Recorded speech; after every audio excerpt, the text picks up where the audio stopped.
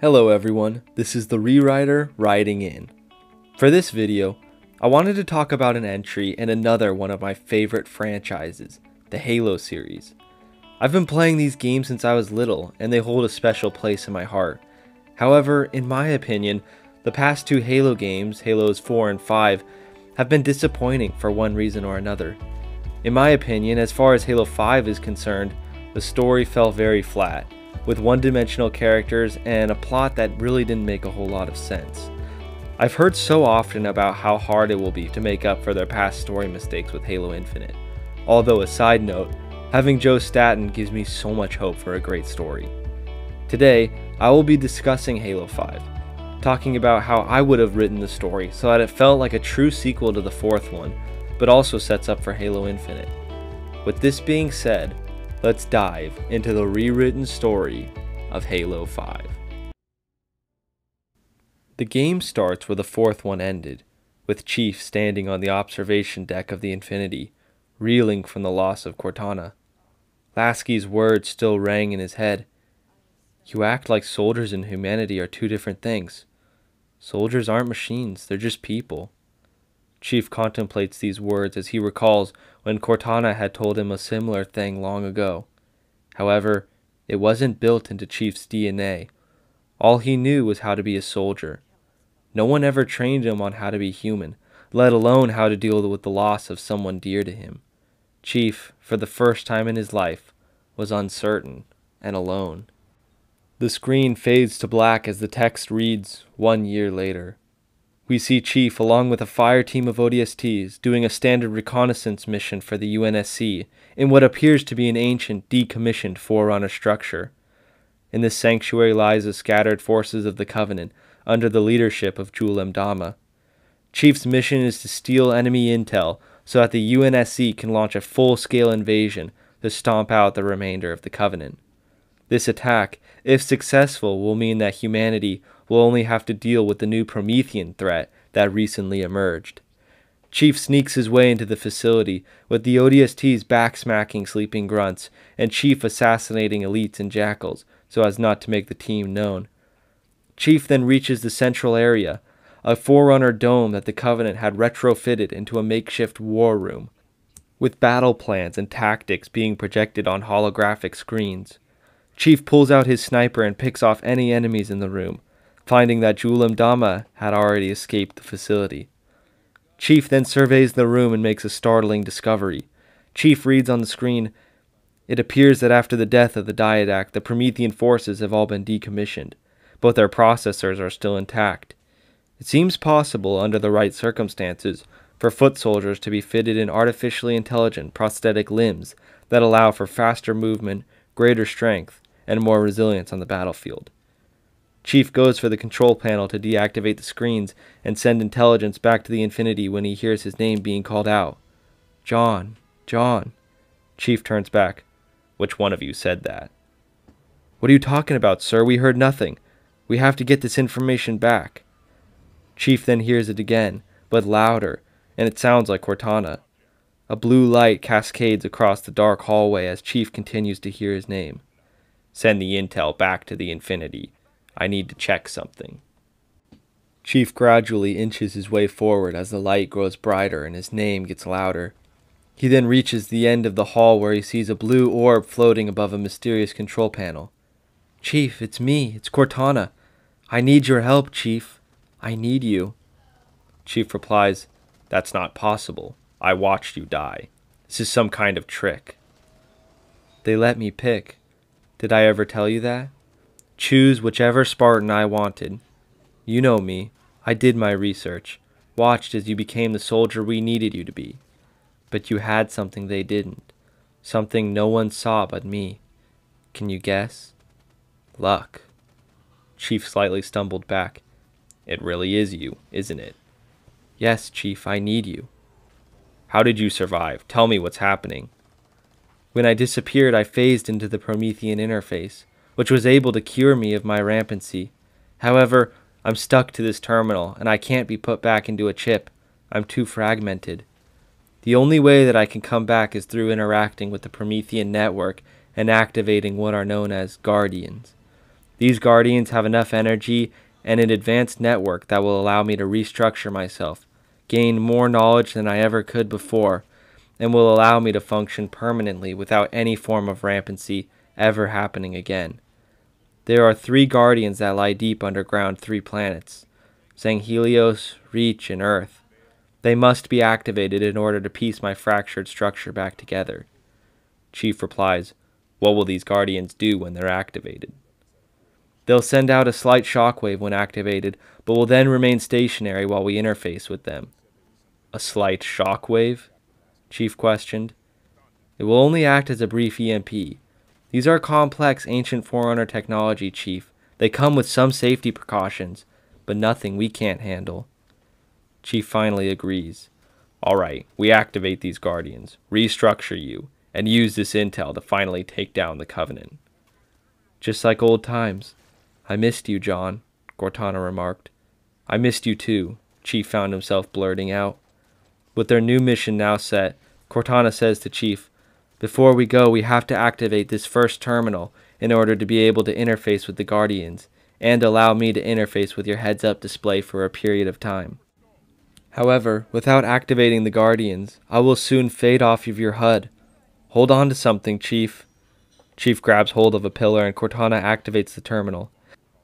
An EMP blast goes off that knocks Chief's shields out and sends the ODSTs in the control room flying back.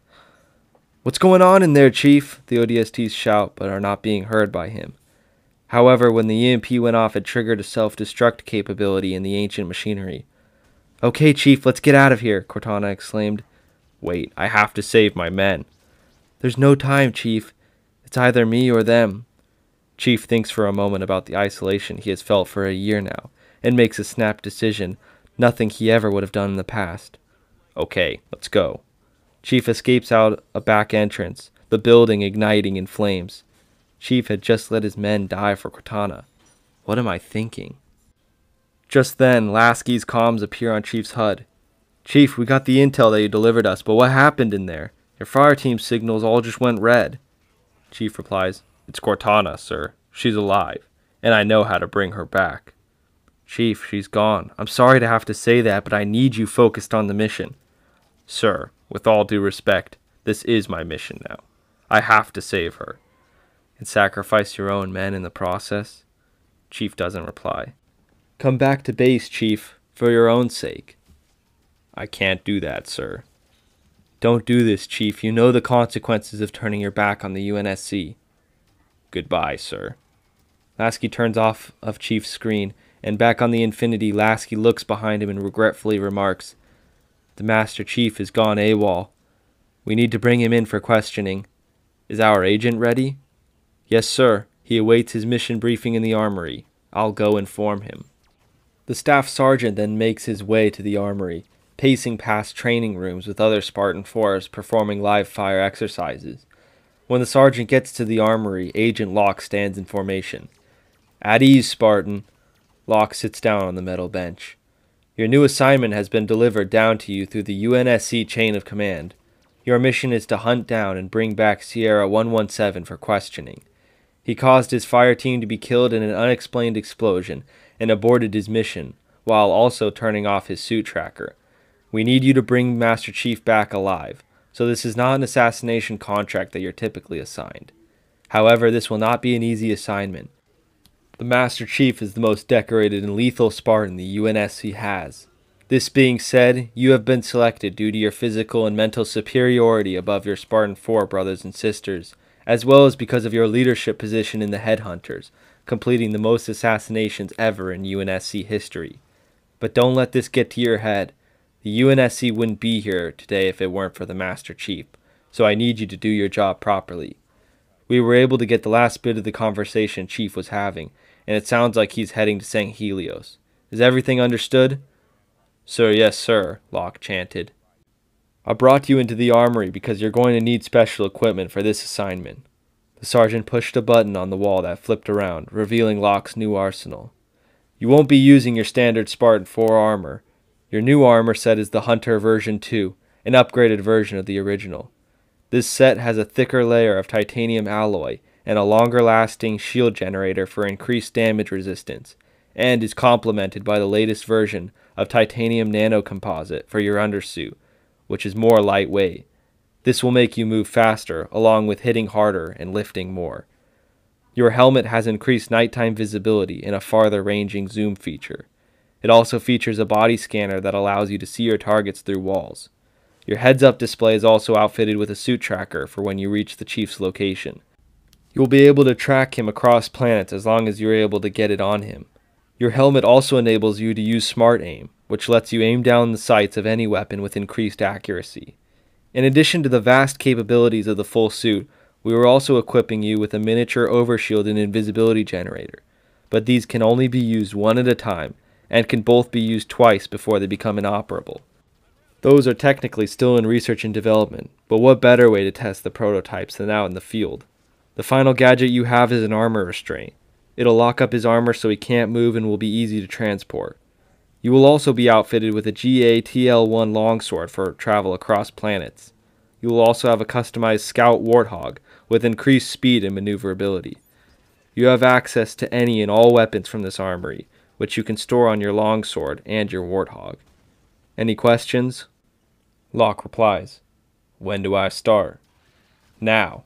Get your armor on and your weapons stowed. You're heading out to Sanghelios in 30 minutes. The staff sergeant leaves with Locke analyzing his black and red armor. "You will finally get what you deserve," Locke states with a brief smirk. Back with Chief and Cortana, Chief pilots the Pelican while Cortana is briefing him about what's at Sanghelios. The Arbiter, along with his forces, known as the Swords of Sanghelios, are fighting to take back the planet from Jul 'Mdama and his new covenant. If you help them with their cause, they might be able to help us with ours. As Chief approaches the planet, he is bombarded with enemy banshees. He weaves through and destroys them, but not before one of them launches a fuel rod cannon shot that hits their back engines. "Prepare for a hard landing, Chief." The Pelican spirals out of control before crash landing into a river. As Chief crawls out of the Pelican, 3 elites swarm into his location and hold him at gunpoint. However, before they can shoot, a voice calls out, "Stop. He is an ally and a friend." The Arbiter parts the crowd of the elites and offers Chief a hand to stand up. "What brings you to Sanghelios, Chief? What are the humans planning?" "I'm not with the UNSC. I'm here to save Cortana, but in order to do that, I need to reach an ancient Forerunner structure. Have you seen any of those here?" Arbiter replies, "We have, in fact, but it's also the central base of Umdama's operations here, and it's heavily fortified. However, our men have been gathering forces, and with your help, we might just be able to get through their defenses." Chief answers, "I'll help in any way I can, just as long as I can reach the central terminal." "Fair enough, Spartan." Hours later, the Arbiter has all his men together to create a strategy that overtakes the fortress. "We'll have our snipers posted along the hills that surround the base. We'll fly our Banshees overhead to take out any aerial forces. Our grunts will provide cover fire at the front entrance, while our bomb specialists will plant explosives on the walls during the distraction. After the explosion, the Chief, along with myself and my generals, will storm the fort and look for Mdama. Swords of Sanghelios, are you ready for battle?" "For Sanghelios!" they cried. "Then let's move out." The plan then goes underway and the attack proves successful. With Chief in the base, he then heads for the terminal controls. "Yes, Chief, that's exactly what we're looking for. Let me interface with it." Cortana then interfaces with it, which proves to be dangerous yet again as the facility starts to blow. Luckily, Chief was able to get out of there, along with Arbiter and his generals who had Mdama in their custody. "Thank you for your help, Spartan. I assume you'll be needing a ride out of here. Luckily for you, I have a Seraph ready for out-of-planet travel. Be well, Spartan." Chief then boards a Seraph and heads for the next planet, Reach. While on his way to Reach, he is intercepted by the Longsword, which fires missiles at the Pelican. "Chief, the UNSC is tracking you down.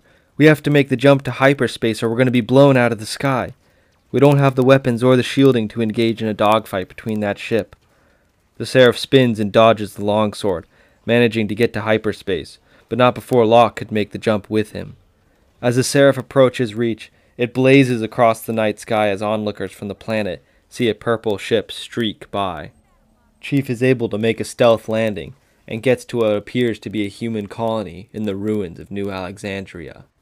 As Chief enters the colony, he is approached by one of the leaders, an ex-captain of a UNSC strike team that helped during the invasion years prior.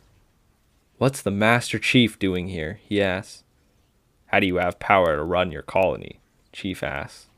"Well, I guess I'll answer you first. When the Covenant glassed Reach, the power had been cut and the survivors had to hide to escape from their grasp.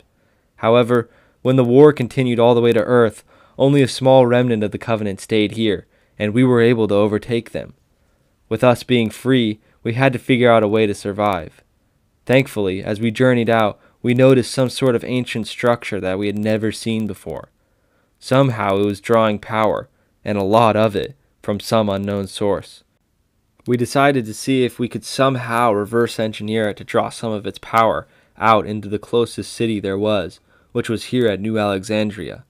After months of working on it, we finally figured out a solution, and now we have the power we need to survive. Now it's your turn." Cortana came onto his visor. "Chief, we need that power source or I'll die. Please, I need you." Chief replied back to him, "Let me see that power source. I need to investigate its properties." "Sure, I'll take you to it." As he led him to the structure, Chief felt uneasy and whispered to Cortana, "This isn't right. They need this power. We can't do this." Cortana replies, "Chief, I know decisions like this can be hard, but it won't be the end of their lives if they lose this power. They'll find another way. Think about what I'll be able to do for humanity with my knowledge and capabilities once we activate all the Guardians. Situations like the one they're in now will never happen again." Once they got to the structure, the leader said, "I have to go back now. They need me." Once he left, Chief moved towards the control panel and put Cortana in the system. All of a sudden, an invisible arm grabbed him and held a knife to his throat. "You would really let the rest of the human population on Reach die because of your selfishness? You really aren't human, are you? You don't understand. Saving Cortana will save humanity. You have to let me go." "Oh no, I don't think so. You took my friends from me. Now I'll take yours from you." Locke then goes to stab Chief in the back when he grabs Locke's arm and throws him over his shoulder. Locke then punches Chief right in the chest, knocking him back into the wall. They both pull out their magnums and begin firing at each other. Locke hits Chief a couple of times while Chief manages to outgun him and drops his shields. Chief then gets behind cover, but Locke rushes him with an overshield and a shotgun. Locke pumps out a shell into the Chief, which drops his shields and cracks his visor. Chief tries to run back, but Locke's speed and strength are too much for him, and Locke catches him and throws him to the ground, putting the tracker on the back of Chief's helmet and his foot on his chest. "I would put a bullet in your head right now, but Command wants me to bring you in alive. You're not the hero everyone says you are. You're a fraud, and I'm bringing you in." Chief remembered those words. Locke then grabs his armor restraint and attempts to put it on Chief when Cortana yells, "John, let's get out of here." The floor starts to shake, and in all the commotion, Chief is able to grab the restraint and put it on Locke. "This isn't over, Chief. I will find you." Chief runs out of the structure and it blows up right behind him, knocking him to the ground. "He couldn't have survived that, Chief. Let's get to Earth." Chief boards his Seraph, looking out into the distance to see New Alexandria in complete darkness. Chief drops his head in shame and enters into the ship. "I hope what we're doing is right, Cortana." "It is, Chief. Just trust me," she answered. The Seraph ascended from Reach and blasted off to Earth. In what seemed like years, Chief's ride to Earth was filled with doubt and regret, knowing that he had just doomed the humans who were on Reach. "What happens when all the Guardians are activated, Cortana?" "Once they're all activated, I'll be able to use their collective intelligence to create a new, more powerful and complex chip for myself, along with new chips for thousands of new AI that can be used by the UNSC. Stop doubting me, John. I have the best intentions, and I thought you missed me." Chief sat in silence, still with doubt inside of him. Once they got to Earth, Cortana was able to use the collective power of the two Guardians that had been awoken to track down the remaining one. It was underneath the rubble of New Mombasa. As the Seraph landed in the desolate ruin, Chief and Cortana began heading towards the marked location on Chief's minimap. As they're walking, the camera pans out as they become centered by a sniper crosshair. Locke is posted at a vantage point in one of the destroyed buildings, and the camera zooms towards his visor until it goes through it and to his face. The camera then pans out again, showing Locke wearing ODST armor in the bottom right corner of the screen saying 2 years earlier. Locke is heading towards a command center in Void during an attack which took place during the events of Halo 3. As he is about to get commands from Sergeant Johnson, Locke is greeted by Buck. "Locke, get over here before we get orders or we're leaving you at the station again." Locke replies, "That only happened one time and now you're going to hold it over my head forever, aren't you?" "Yeah, pretty much," Buck said, a smile forming around his mouth. "You jerk," Locke stated before they both burst out laughing. "You two morons get over here before I bench both of you," Johnson yelled at them. They got into formation when Johnson gave the order. "ODSTs, Buck and Locke, you will accompany the Chief to the Ark where Spark will show us how to cripple the Covenant forces. Am I clear?" "Sir, yes, sir," they chanted synchronously.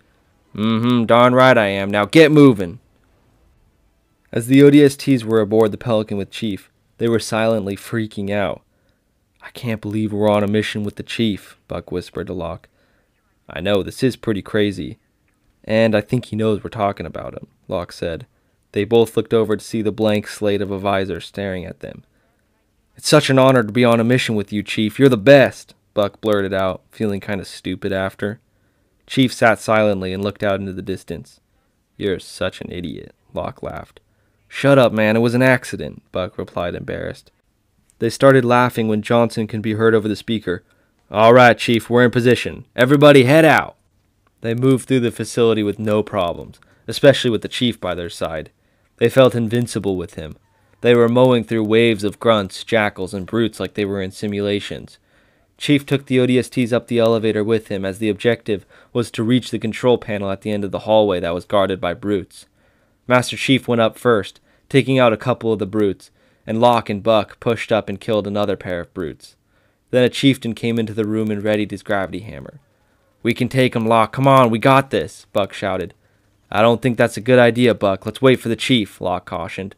"Come on, Locke. This is going to be so awesome," Buck charged in. "No, Buck, come back," Locke screamed. Buck charged at the chieftain with his shotgun and fired, except the chieftain moved out of the way of the gunfire and slammed Buck with his hammer. "No!" Locke screamed, and the Chief turned around and defeated the chieftain. "Why didn't you help him, Chief? He needed you," Locke cried, tears forming in his eyes as Buck's lifeless body hung in his arms. "Soldiers die in war," Chief stated coldly. Locke's eyes pierced at the Chief in anger at how he could be so robotic. "How dare you! He idolized you and you let him die.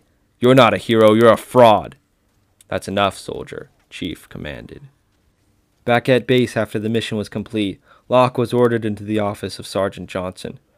"You performed admirably today, ODST, and I'm sorry for the loss of Captain Buck. He was a fine soldier. However, because of your courage and skill, we're offering you the position to become a member of the Spartan 4 program at the Oni site. What do you say?" Locke looked down at his hands which held Buck's dog tags. "When do I start?" Back in the present, Locke has Chief in his crosshairs, but doesn't take the shot because he needs Chief to lead him to the Forerunner structure. Locke hops into his scout hog and follows them into the structure. When they reach it, Locke walks slowly behind Chief and raises his magnum towards him. "You're making a mistake, Chief. You're going to doom mankind because of your robotic stoicism. It's getting in the way of your better judgment. Can't you see what you're doing? You're reactivating dangerous Forerunner structures all on the whims of an AI. Stop this and let me take you in." Chief replies, turning around. "How did you survive the explosion?"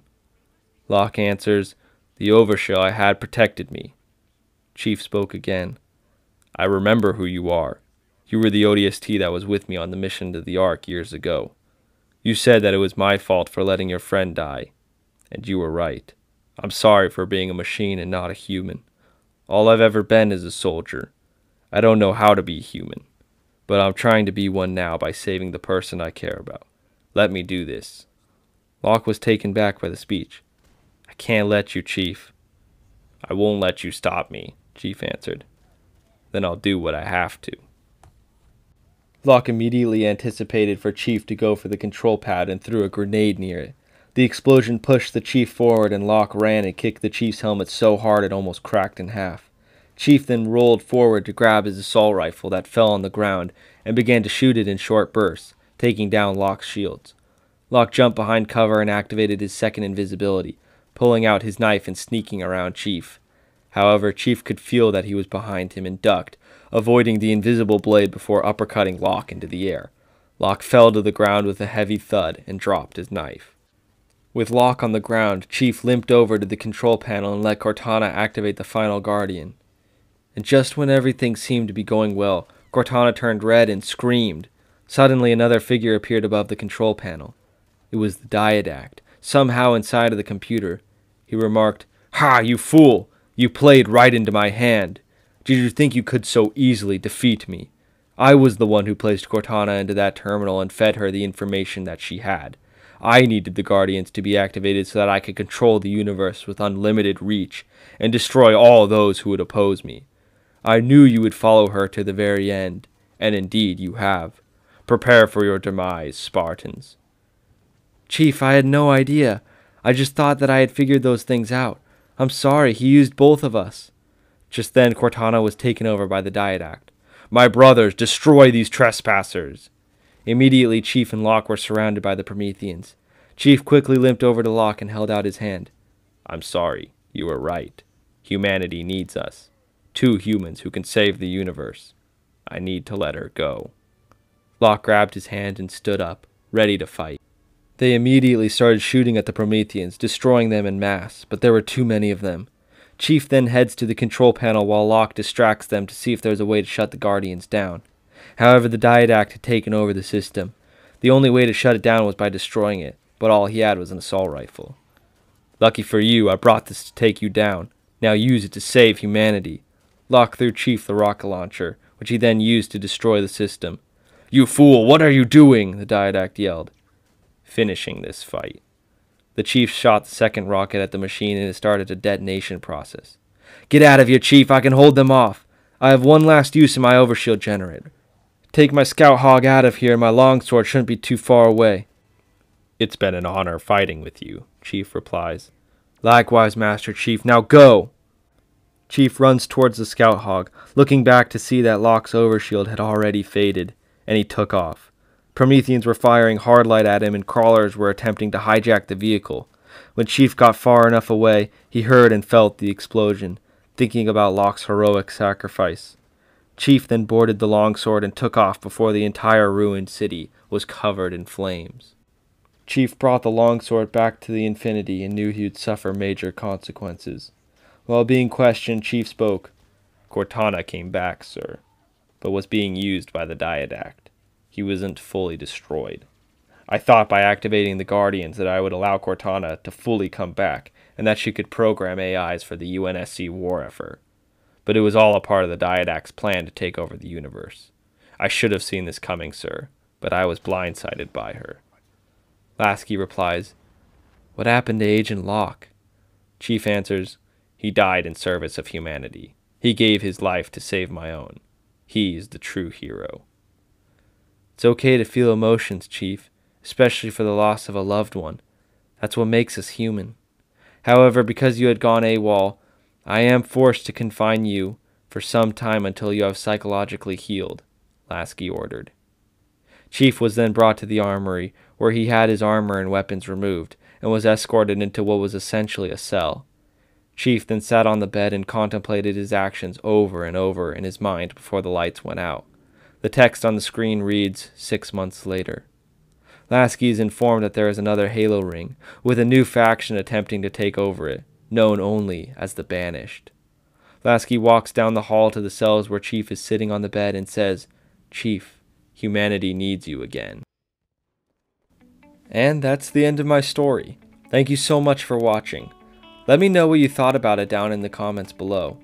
And I know I changed a bit of the continuity, but I thought that it would make for an interesting story. As well, I would love to hear your rewritten Halo 5 stories in the comments. If you enjoyed this video, then consider leaving a like.